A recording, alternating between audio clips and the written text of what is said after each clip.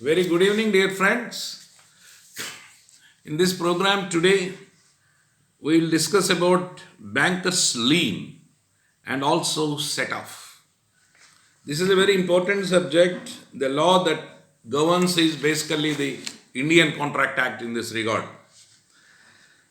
And here we will understand what is banker's lien and how the set off takes place. Prima facie, what is the lien here? Banker's lien means the banker's right over the goods under his possession or the securities or any other assets belonging to his debtor. That means the customer. And the banker has got a right to retain them. Lien is right to retain, detention. So, right to retain them until the debt is repaid, provided that there is no contract entered into against this particular arrangement.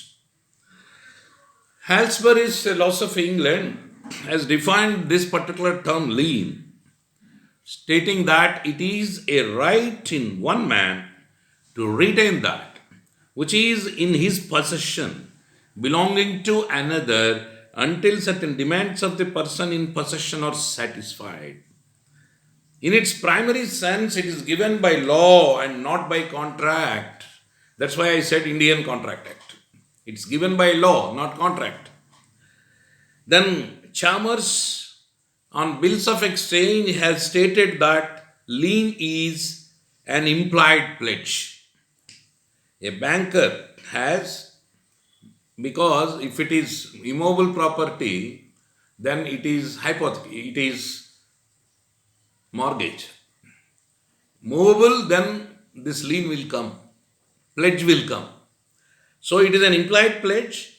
A banker, in the absence of an agreement to the contrary, exercises this lien on bills received from the customer in the ordinary course of business in respect of any balance that may be due from such customers. Friends, Peggett has written a book on law of banking. He defines this particular aspect as lien as that apart from any specific security, the banker can look to his general lien as a protection against loss or loan or overdraft or other credit facility, and the general lien of the bankers is part of law merchant and it is recognized by law and the courts.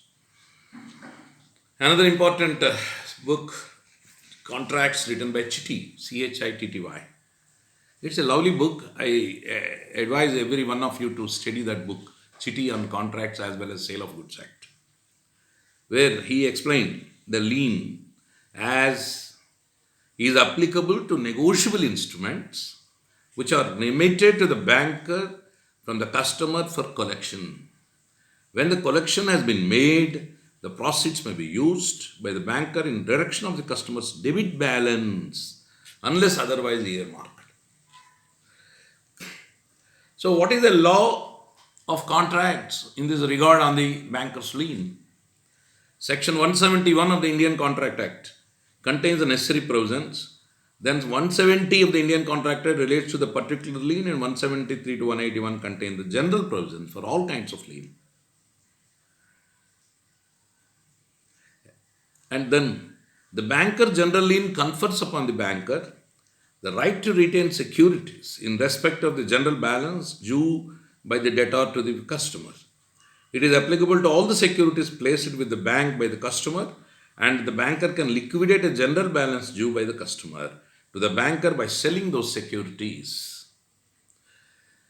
This general lien can be exercised by bankers, factors, and then the attorneys and the wharfingers.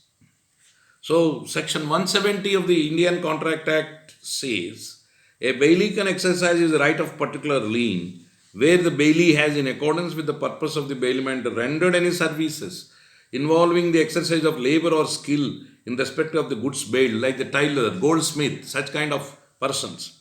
He has, in the absence of a contract to the contrary, he exercises a right to retain such goods until he receives the remuneration for the services he has rendered